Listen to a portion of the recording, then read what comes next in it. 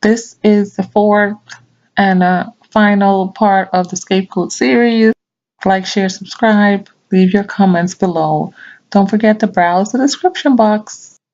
The narcissist is never wrong, and you are at fault for their behavior towards you. So the person questioning the narcissist's authority is indeed wrong, or crazy, neurotic, mad, unhinged for reacting to the narcissist's abuse, and basically mentally unwell because they dared to expose the narcissist's flaws.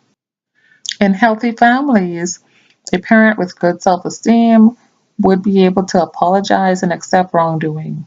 In narcissistic family, though, the scapegoat is smeared and brainwashed into believing they are the problem. Reactions to the narcissist's abuse from the scapegoat will be used by the narcissist as an excuse to play the victim, to garner sympathy by the narcissist from onlookers, and to gain excessive amounts of narcissistic supply. Once the narcissist establishes that the scapegoated child is a threat, the narcissist will begin to blame the scapegoated child for all the problems in the family unit. Not only is the scapegoated blamed for the narcissist's bad behavior, but they're also blamed for the other siblings' bad behavior.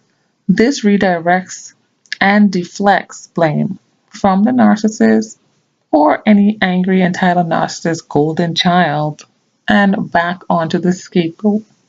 If one child becomes angry about something, this is okay in the narcissist's eyes. However, if the scapegoat is upset about something, the narcissist will claim that this child has emotional regulation issues, or that they're like crazy Auntie Betty who abused all of her children. If the golden child smacks the scapegoat, the narcissist will deem that as acceptable behavior and warranted because the scapegoat deserved it. If the scapegoat does the same thing to the golden child in retaliation, they're crazy bad and punished way too harshly. The other children begin to realize rather quickly that the scapegoat is the fall guy in the family. This paves the way for family mobbing and scapegoating, which often endures well into adulthood, until the day the scapegoat decides to go no contact. Perpetrators always paint a potential threat as crazy.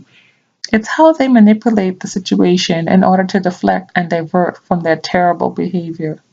The narcissist is the master of deflection and blame shifting. From a young age, the scapegoat is trained to look internally at their every fault.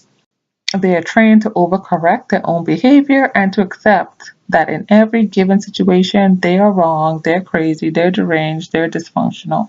This use of mind control and deflection takes the heat off the narcissist, who now has the scapegoat overanalyzing themselves and wondering if they're truly crazy.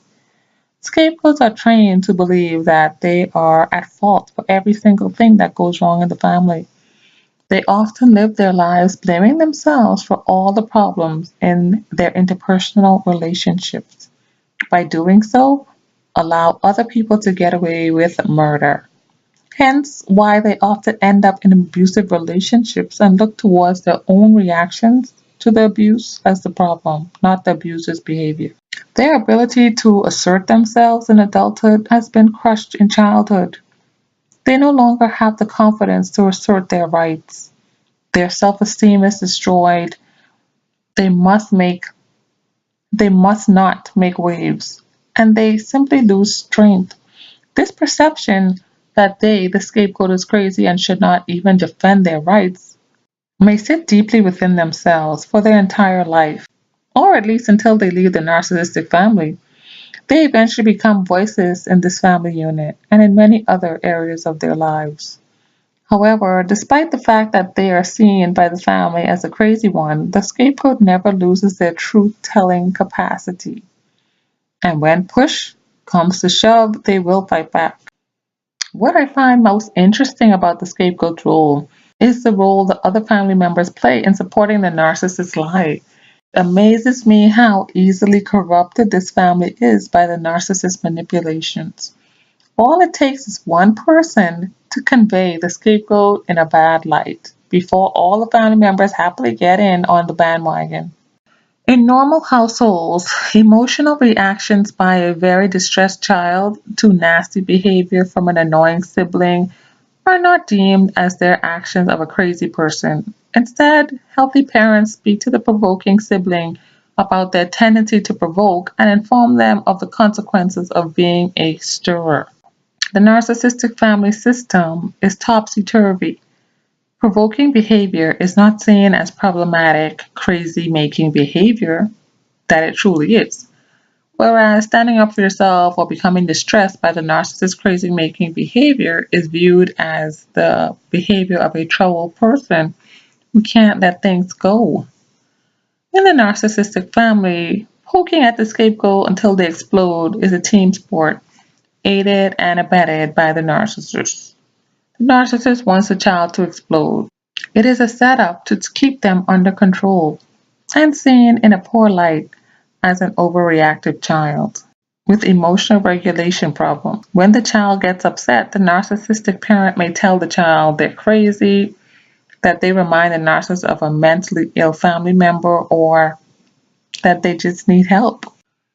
The terribly sad reality here is that the child has no idea that they're being baited for reactions by the narcissist.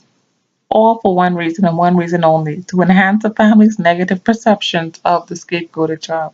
This behavior often puts the scapegoat in a position where they feel as though they are constantly in fight or flight mode. When the scapegoat is doing well and succeeding, the narcissistic parent ups the ante and antagonizes the scapegoat into reacting hysterically even more. The negative fuel that the scapegoat provides the narcissist with provides all the evidence the family needs to prove the scapegoat is, again, crazy. The rest of the children join on to the reality that they too can rile up the scapegoat and will often taunt the scapegoat well into adulthood. In adulthood, family mobbing will prevail and is often a narcissistic golden child, and narcissistic parent will encourage the other siblings to reject and ostracize the scapegoat on the premise that they are apparently too volatile. The whole idea here is to get a reaction out of the scapegoat. The scapegoat reacts with anger and hysteria because they aren't the person that they're being told they are or being portrayed as.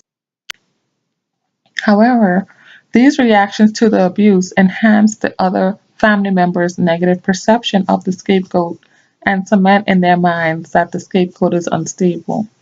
It amazes me how enabling parents and siblings just go along with it, believe in the lie, and have unrealistic expectations of somebody who is being prodded and prodded and prodded to react. The narcissist uses mind control to brainwash the scapegoat and all the scapegoated family members into believing that the scapegoat is highly reactive.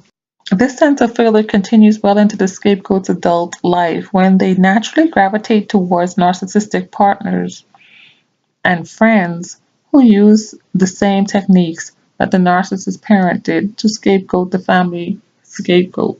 The narcissist actually makes a very big mistake in deeming the scapegoat crazy. The narcissist's mind, in the narcissist's mind, they believe that if they shame the scapegoat enough, the scapegoat will stop trying to reach a place of accountability. This doesn't work with all scapegoats, though. Usually, the scapegoat is the first family member to enter therapy. This is when the scapegoat would put two and two together, and then the narcissist will begin to unravel. Eventually, the scapegoat sees straight through the abuse, realizes that they aren't the crazy one after all, and that they have been the victim of serious psychological abuse. The narcissist doesn't really think through the unconscious decision to scapegoat this child. If you think about it logically, it doesn't make sense to scapegoat a highly empathic child with a penchant for the truth. Some scapegoats expose the abuse to redeem their reputation and to warn others about the dangers of the narcissist. Once the scapegoat exposes the abuse, the bullying from the narcissist worsens. This often results in the scapegoat leaving the entire family behind them and finding a whole new one filled with beautiful, emotionally healthy, supportive friends. Thanks for joining me today. That's about all I wanted to share on the Scapegoat for now in this 4-part series. Take care of yourselves. Please share. Browse the description box below. Bye bye.